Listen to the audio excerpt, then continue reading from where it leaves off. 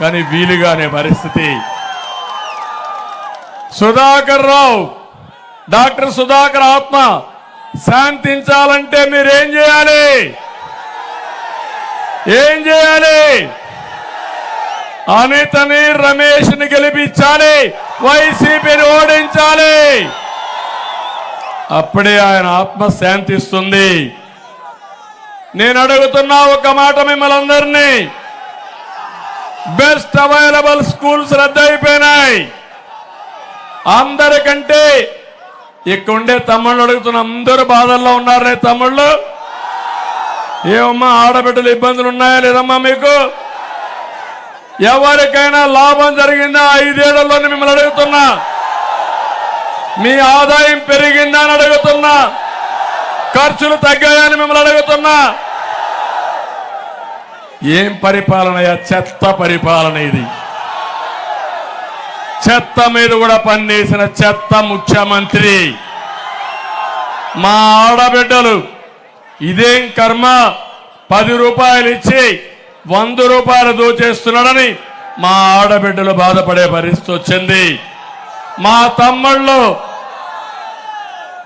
ఏం తమ్ముడో ఏమని హామీ ఇచ్చాడు మీ అందరికీ? ఉద్యోగాలు ఇస్తాన్నాడా మీకు?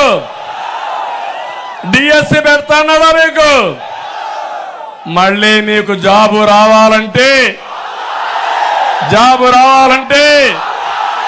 నేను ఒక్కడు రావడం కాదు, నాకు ఒక విజన్ ఉంది.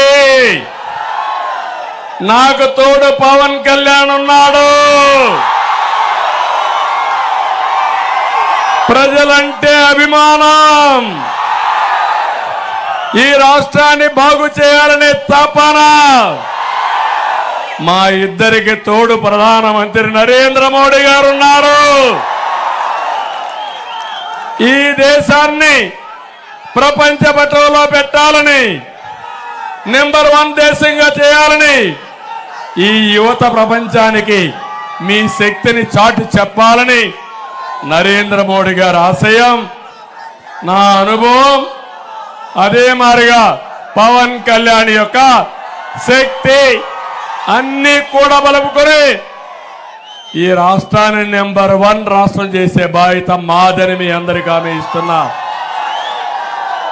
మళ్ళీ మా యువతకు హామీ ఇస్తున్నా, తమ్ముళ్ళు విజృంభించండి. మీకు జాబ్ ఇచ్చే బాధ్యత మాది,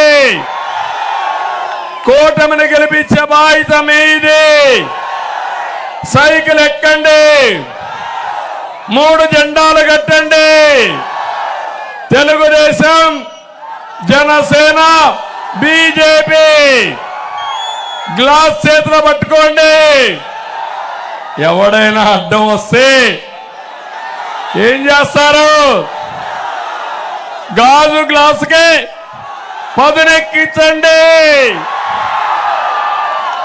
కమలాన్ని కూడా ముందు పెట్టుకోండి. తమ్ముళ్ళు మీకు తిరుగుంటుందా? ఇంకా అది మీరు చెయ్యండి. మిమ్మల్ని అందరినీ అగ్రస్థానంలో పెట్టే బాధ్యత మాదని మీ అందరికీ హామీ ఇస్తున్నా.